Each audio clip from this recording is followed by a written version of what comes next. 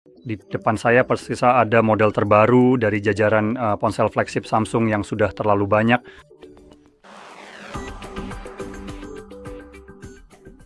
Dari perusahaan yang katanya peduli lingkungan, mereka tampaknya terus-menerus memproduksi banyak barang yang tidak penting.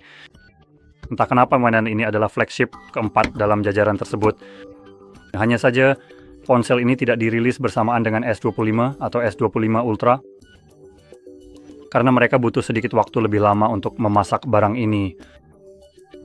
Jadi ya, jelas sekali berdasarkan pendapat saya yang cukup pedas, kamu pasti bisa menebak kalau di sini tidak ada charger.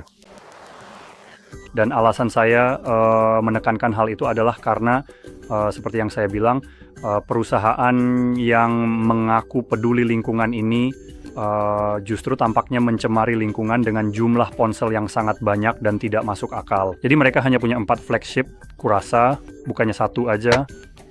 Lalu mereka juga punya beberapa perangkat kelas menengah lagi. Beberapa di sini maksudnya mungkin lebih dari 3. Dan bahkan ada yang lebih rendah lagi. Jadi ya, Samsung benar-benar mengeluarkan banyak sekali ponsel setiap tahunnya. Jadi di dalam sini, tunggu, nggak mungkin banget. Bahkan di sini pun tidak ada charger. Seriusan nih, mereka benar-benar menghilangkan charger atau kabelnya.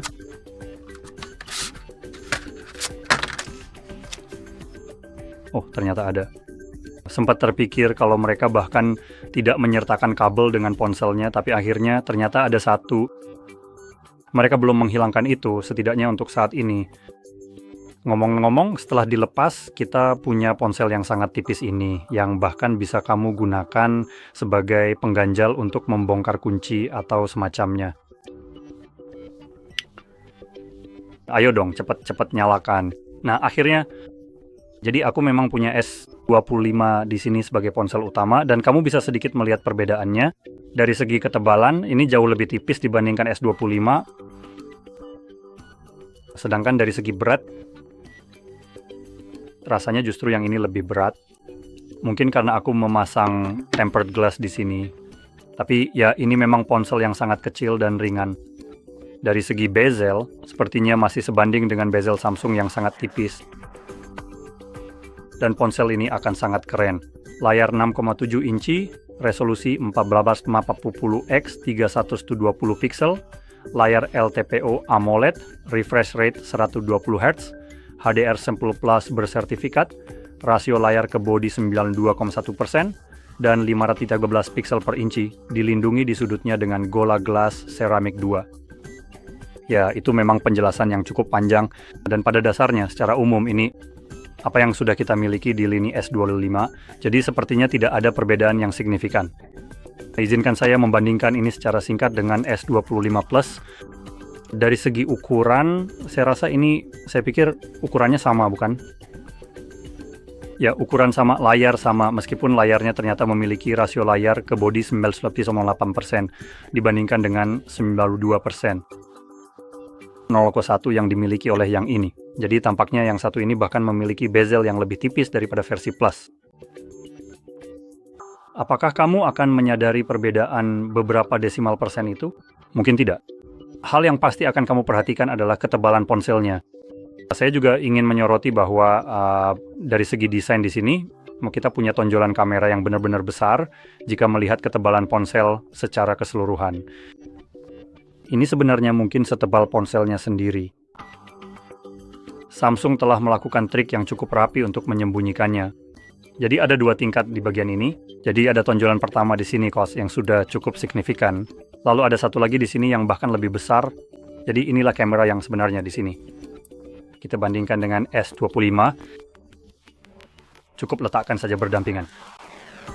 Dan saat saya meletakkan ponsel di atas kameranya, kamu bisa melihat ada celah besar yang jelas antara ponsel tersebut. Jika saya meletakkan kamera ponsel saya di bagian belakang sini, hanya sebagai contoh, kamu bisa lihat bahkan tidak melewati tonjolan pertama. Jadi ya, hanya tonjolan di sini saja sudah lebih besar dari kamera di S25, lalu ada satu lagi yang bahkan lebih besar. Jadi ya, ini benar-benar seperti sebuah pulau di sini. Hampir seperti pegangan untuk memanjat, tapi sebenarnya menyatu cukup baik dengan ponsel karena desainnya yang seperti semacam 2 titik berbeda. Jadi bentuknya seperti kamu tahu, menyatu dengan mulus di bagian belakang, yang menurut saya adalah keputusan yang cukup baik. Karena kalau mereka hanya membuat dua tonjolan ini saja, ya itu akan terlihat seperti periskop di sini, benar-benar menonjol keluar dari ponsel. Sekarang mari kita bahas aspek lain dari ponsel ini, agar kita dapat melanjutkan dengan kekecewaan. Dan yang terus mengecewakan adalah kecepatan pengisian daya ponsel ini. Itu 25 watt yang menyedihkan. Kamu bercanda, Samsung? Apa ini? Ini adalah perangkat andalan dengan harga lebih dari $1.000. Ini benar-benar meraup harga yang sangat mahal dengan harga yang sama dengan Ultra. Namun ponsel sampah ini hadir dengan kecepatan pengisian daya 25 watt. Itu hanya pada titik ini sebaiknya ponselmu meledak saja atau jangan diproduksi sama sekali menurut saya. Ponsel ini juga mendukung pengisian daya nirkabel 15 watt yang hampir sama saja dengan pengisian daya menggunakan kabel. Sampai pada titik di mana, tahukah kamu, sebaiknya kamu sekalian saja buang kabelnya, bahkan pengisian dayanya juga. Sekarang, ini dari segi kapasitas baterai, ada lagi kekecewaan di sini, yaitu ukurannya. Ini hanya baterai 3 mAh dari perangkat yang memiliki ukuran layar 6,7 inci. Ini benar-benar sangat kecil untuk ukuran ponselnya. Nah, sekarang sebagian memang karena ketebalannya saya tidak bisa menyangkal itu, tapi sebagian lagi karena Samsung memutuskan untuk bertindak bodoh dan tidak menyertakan baterai berbasis karbon di sini. Jadi kita masih menggunakan baterai lithium ion karena harganya lebih murah. Dan perangkat unggulan seharga Shadowizers. Hori! Tidakkah kamu merasa begitu baik terhadap dirimu sendiri? Wah, pokoknya saya juga ingin menunjukkan secara lucu S25 ini, si kecil mungil punya baterai 100 mAh, baterai yang lebih besar dari ini. Luar biasa. Bagaimanapun, sekarang melanjutkan dengan telepon dan komponen internal, kita memiliki Snapdragon 8 Elite. Itu bagus. Dan 12 GB RAM yang merupakan satu-satunya pilihan. Namun Anda memiliki pilihan penyimpanan sebesar 256 atau 5 atau 12 GB tanpa penyimpanan yang dapat diperluas. Sayangnya, mungkin karena alasannya adalah ponsel tersebut sekarang terlalu kecil, yang saya kira timbul pertanyaan, bukankah Ultra sudah terlalu kecil untuk dijadikan kartu? Jika itu yang terjadi, bagaimana? Kok bisa yang ini menyukai? Atau sebaliknya, kalau yang ini saja tidak muat, bagaimana bisa di Ultra tidak muat? Karena alasan itu sekarang mulai benar-benar tidak masuk akal. Jadi, ya saya hanya ingin menyoroti alasan-alasan Samsung sepanjang waktu. Nah, saya rasa bagian bagus dari ponsel ini dibandingkan versi Plus adalah kameranya sebenarnya. Jadi sensor utama di sini adalah sensor lebar 200 megapiksel f/2.74 mm dengan ultra wide 12 megapiksel. Dengan kamera ini Anda bisa merekam pada 8K 30 frame, 4K di 60 dengan slow motion 120 dan seterusnya jika Anda menurunkan resolusinya. Dan di bagian depan kita punya sensor wide 12 megapiksel yang juga bisa merekam 4K 60. Jadi itu pada dasarnya sebagian besar informasi tentang ponsel ini. Ponsel ini menjalankan Android 15 dengan One UI 7 dan tentunya kemungkinan besar akan mendukung pembaruan selama 6 tahun. Apa itu? Ada sesuatu yang didukung, 7, maaf. Jadi siklus hidupnya 7 tahun. Jadi jelas Anda bisa menggunakan ponsel ini lebih lama dari sekadar beberapa tahun. Sekarang saya ingin menyoroti hal ini karena baru-baru ini saya sendiri mengalaminya. Ini adalah Samsung. Dan saya hanya ingin bicara secara jujur di sini. Saya tidak mencari kerja sama dengan mereka. Jadi ini akan benar-benar jujur dan tanpa filter. Sesi buang air besar di Samsung. Karena orang harus tahu apa yang akan mereka hadapi sebelum benar-benar membeli sesuatu yang harganya benar-benar mahal. Dan ada perusahaan yang benar-benar ingin meniduri mereka. Jadi, ketika Anda menghabiskan uang sebanyak ini untuk sebuah ponsel, Anda akan mengharapkan ponsel tersebut benar-benar sempurna untuk memberi Anda kinerja unggulan.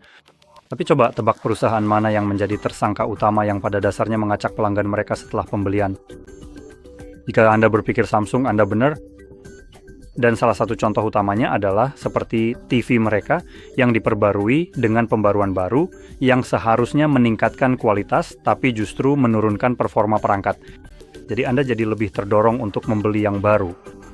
atau mendorong pembaruan ke soundbar yang baru berusia 1 tahun karena model baru akan keluar, yang akhirnya membuat perangkat itu benar-benar rusak total. Ya, saya berbicara berdasarkan pengalaman di sini. Sekarang saya punya soundbar senilai lebih dari $1.000 yang tidak lagi berfungsi dengan baik atau bahkan hampir tidak berfungsi sama sekali.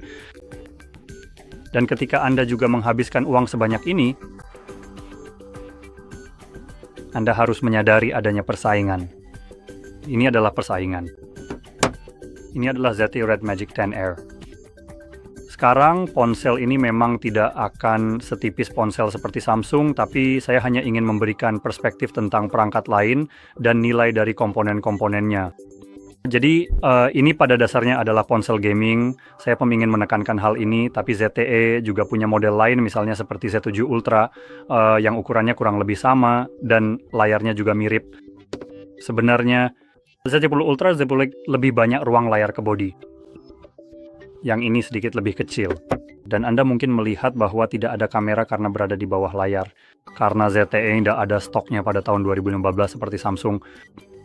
Dan juga baterai yang terpasang di sini memiliki kapasitas lebih dari 6000 mAh yang tentunya sangat besar dan tahan lama.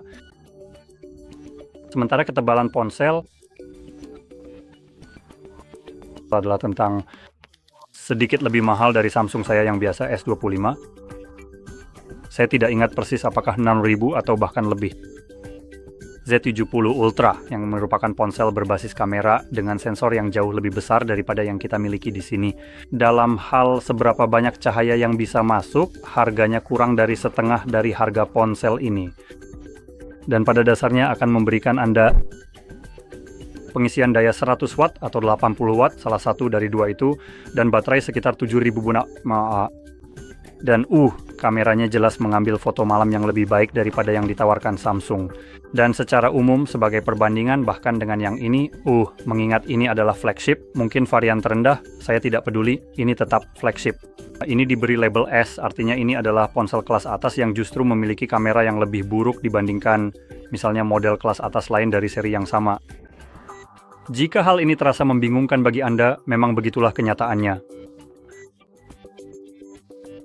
Jadi ketika saya membandingkan ponsel ini dengan Z7 Ultra, yang harganya setengahnya, ya Samsung benar-benar kalah telak. Tidak ada perbandingan sama sekali. Kualitas foto dalam kondisi minim cahaya misalnya, benar-benar tidak bisa dibandingkan. Video juga terlihat lebih baik dan secara umum pengalaman kamera di sini lebih baik. Samsung begitu buruk sampai-sampai iPhone 13 saja bisa mengambil foto dan video yang lebih baik secara umum daripada ini. Jadi jika kita mendapatkan pengalaman yang sama seperti yang kita dapatkan di S25, lalu kenapa harus memilih ini? Jika performa kameranya saja kalah dengan ponsel Apple yang sudah 3 atau 4 tahun lalu, ini seharusnya menjadi flagship. Dan saya rasa Samsung melakukan kesalahan pada kameranya. Saya belum mencoba yang ini, tapi saya sudah mencoba yang biasa, S25 dan Ultra. Dan keduanya menurut saya kurang lebih sama buruknya dalam hal hasil fotonya. Untuk konten yang berhubungan dengan kamera secara umum, jadi ya itu saja yang bisa saya sampaikan. Saya sudah tidak punya banyak hal positif untuk dikatakan tentang Samsung karena saya sudah benar-benar dikecewakan oleh mereka berkali-kali. Jadi secara umum, saya tidak bisa merekomendasikan ponsel-ponsel ini. Akan ada banyak orang yang membela mereka. Bagaimanapun juga, Samsung adalah salah satu perusahaan terbesar. Tapi pada titik ini, saya terlalu khawatir bahwa setahun setelah Anda membeli ponsel ini, ponsel itu akan berhenti berfungsi. Akan ada pembaruan yang justru merusak atau memperlambatnya. Dan pada dasarnya Anda akan terjebak dengan barang jelek yang Anda beli dengan harga penuh, lalu setelah pembelian ada pihak yang memutuskan untuk mengubah syarat pembelian Anda, mengubah cara kerja perangkat, hanya karena mereka punya model yang lebih baru. Ini bukan sesuatu yang bisa saya rekomendasikan sama sekali. Jadi, dengan itu semua, semoga ini sangat membantu dan jika iya, jangan lupa untuk tekan like, subscribe, dan terima kasih sudah menonton.